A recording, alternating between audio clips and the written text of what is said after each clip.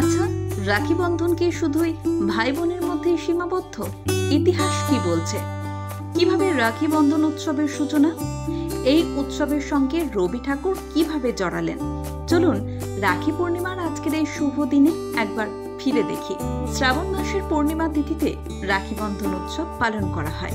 আমাদের দেশের প্রায় প্রত্যেকটি জায়গাতেই এই উৎসব পালিত হয়। কোথাও রাখি বন্ধন তো কোথাও আবার রক্ষা বন্ধন হিসেবে পরিচিত এই উৎসব। এদিন ভাই কিংবা দাদাদের হাতে তাদের প্রিয় বোন কিংবা দিদি হাতের রাখি বেঁধে দেন। এভাবেই উদযাপিত হয় সাধারণত এই দিনটি। আসলে রাখির সুতোকে সুরক্ষা কবচ হিসেবে মানা হয়। তবে প্রশ্ন হচ্ছে, রাখি বন্ধন কি শুধুই ভাই বোনের মধ্যে সীমাবদ্ধ? উত্তর জানতে হলে আমাদের একটু ইতিহাস ঘাঁটতে হবে। আসলে এই রাখির জনপ্রিয়তা আসে কবিগুরু রবীন্দ্রনাথ ঠাকুরের হাত ধরে। কিভাবে বলছি। 1905 সাল, তখন আমাদের দেশ ইংরেজদের অধীনে। তৎকালীন ইংরেজ সরকার বঙ্গভঙ্গের ডাক দেয়। বাংলা মানে শুধুমাত্র কিন্তু আজকের এই বাংলা নয়, তখন বাংলার সঙ্গে যুক্ত ছিল বিহার, আসাম, শ্রীহট্ট।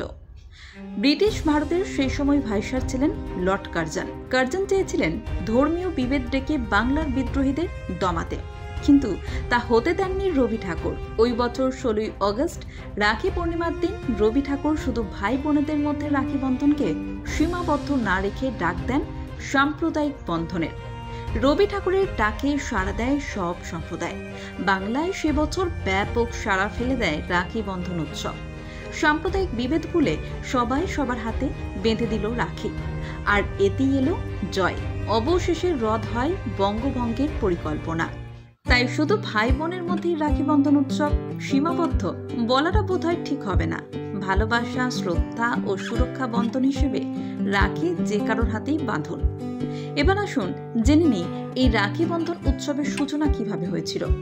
রাখি বন্ধনকে ঘিরে রয়েছে পুরাণ এবং লোককথা, তবে তার মধ্যে জনপ্রিয় কাহিনীটি আজ আপনাদের বলছি।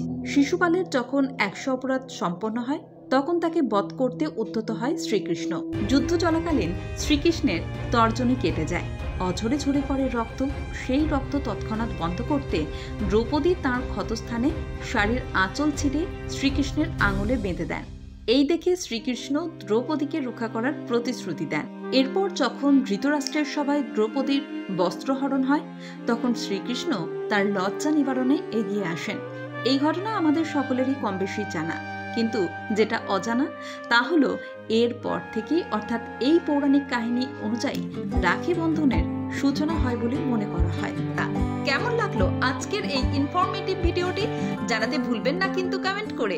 এই ধরনের আরো মজাদার ভিডিও পেতে চ্যানেলটি সাবস্ক্রাইব করে আর ফেসবুক থেকে দেখে থাকলে পেজটি ফলো করে পাশে থাকুন। ধন্যবাদ।